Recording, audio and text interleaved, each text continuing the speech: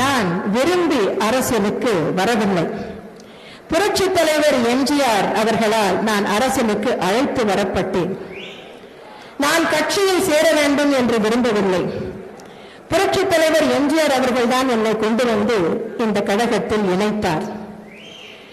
புரட்சி தலைவர் அவர்கள் மறைவின் முன்பு என்னிடம் கூறினார், எனக்கு நீ ஒரு சத்தியம் செய்து கொடுக்க வேண்டும் என்றார்.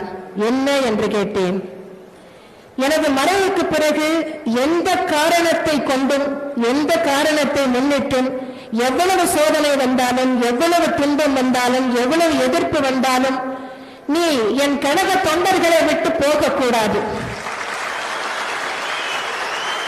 என் கழக தொண்டர்களுக்கு நீ துணையாக இருக்க வேண்டும், உனக்கு அவர்கள் துணையாக இருப்பார்கள் என்று கூறினார்.